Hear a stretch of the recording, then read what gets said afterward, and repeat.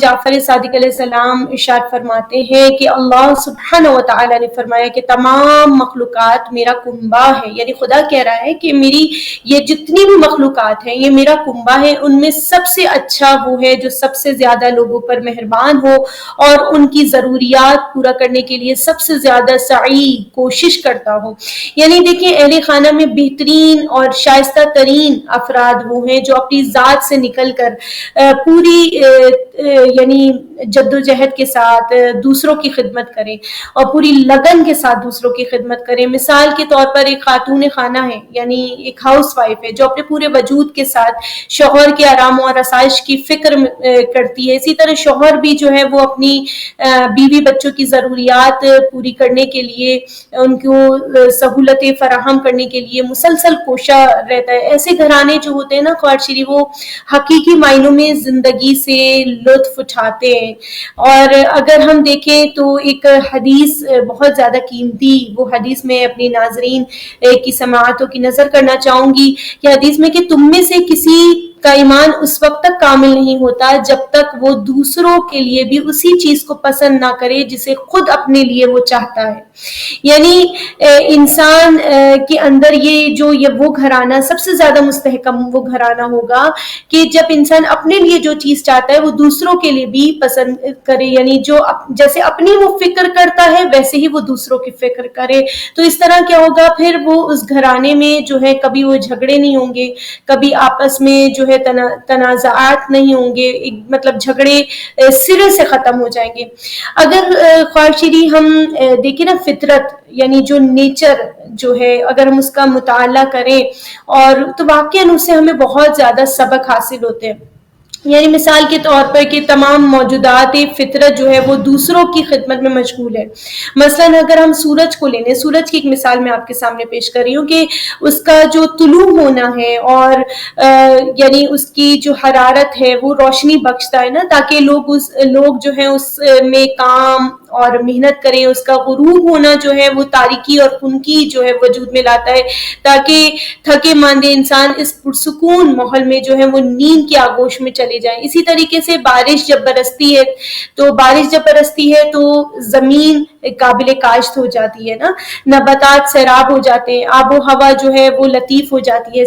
صحت افزا ہو جاتی ہے۔ اسی طریقے سے اگر ہم دیکھیں ایک مثال شہد کی مکھیوں کی ملتی ہے کہ شہد کی مکھیاں جو بہت زیادہ سعی کر کے بہت زیادہ جد و جہد کے بعد شہد جو ہے وہ انسانوں کو فراہم کرتی ہیں، انسان کے حوالے کرتی ہیں۔ تو اسی طرح ایک اور مثال اگر ہم دیکھیں تو پھول کی ہے کہ خوشبودار یعنی خوش رنگ جو ہے وہ پھول جب کھلتے ہیں تو انسان جب ان پھولوں کو دیکھتا ہے تو اس کے اندر ایک خوشی پیدا ہوتی ہے، وہ کہتے ہیں نشاط پیدا ہوتا ہے۔ اسی طرح اگر ہم دیکھیں تو جانور جو تازہ گوشت اور انسان کی طاقت اور قوت کے لیے فراہم کر رہا ہوتا ہے، ایک جانور اور ایک یعنی اس کے دودھ کے ذریعے، اس کے گوشت کے ذریعے انسانوں کے اندر طاقت اور قوت پیدا ہوتی ہے۔ تو اگر ہم یہ دیکھیں، یہ پوری اس نیچر کو ہم دیکھیں تو یہ کائنات کی تمام چیزیں جو ہیں وہ انسانوں کے لیے پیدا کی گئی ہیں، اور انسان یعنی یہ تمام چیزیں، یہ حیوانات ہیں، یہ پرندے ہیں، یہ پھول ہیں، یہ پودے ہیں، یہ سورج ہے، یہ سبزہ ہے، یہ سب جو ہے مدد کر رہے ہیں نا ایک دوسرے کی۔ اسی طریقے سے اگر ہم دیکھیں تو جیسے کہ باقاعدہ انسان کے اعضاء و جوارے بھی اگر ہم دیکھیں، یعنی اگر یہ تمام چیزیں ہم نیچر کو اگر ہم غور سے اگر ہم دیکھیں تو یہ ہماری فکر کر رہے ہیں، یعنی ہمیں یہ چیزیں مہیا کر رہے ہیں۔ اسی طریقے انسان کے اعضاء و جوارے ہیں، اگر اعضاء بدن کا اگر ایک عضو دوسرے عضو کی جو ہے وہ خدمت میں مشغول رہتا ہے، مثال کے طور پر انسانی بدن کی ضرورت کے لیے تمام آکسیجن جو ہے وہ پھیپھڑے فراہم کر رہے ہوتے ہیں، لیکن اس کے باوجود پھیپھڑوں میں موجود آکسیجن سے خود پھیپھڑے جو ہیں وہ استفادہ نہیں کرتے، بلکہ جو لنگز ہوتے ہیں یعنی جو پھیپھڑوں کے لیے ضروری غذائی مواد اور آکسیجن خون کی دوسری رگیں جو ہے وہ فراہم کرتی ہیں۔ اور ایک ماہر نفسیات کا کہنا یہی ہے کہ ہماری اولین ذمہ داری یہ ہے کہ دوسروں کے لیے ہمیں جس طریقے سے یہ تمام چیزیں ہمیں فائدہ پہنچا رہی ہیں، اسی طریقے سے ہم یعنی انسان جو بشر ہے جس کو خداوند متعال نے اشرف المخلوقات کا درجہ دیا ہے، تو اس کو بھی چاہیے کہ وہ دوسروں کے لیے سود بند بنے، مفید بنے، اور دوسروں کو خوشی فراہم کرے، اپنے وجود سے اپنی جو ہے کامیابی اور اپنی سعادت کا سامان جو ہے وہ دوسروں کو فراہم کرے۔ اور بدبخت ترین لوگ وہ ہوتے ہیں جو دوسروں کے لیے سود مند نہیں ہوتے، جو دوسروں کی خدمت نہیں کرتے، جو دوسروں کی فکر میں نہیں رہتے، یعنی اس کی وہ صرف اپنی ذات اس کی توجہ کا مرکز ہوتا ہے، اور وہ جو ہے وہ بدبخت ترین فرد ہوتا ہے۔ جبکہ جو سعادت مند انسان ہوتا ہے وہ وہی کہلاتا ہے کہ جو دوسروں کی فکر میں ہوتا ہے۔ تو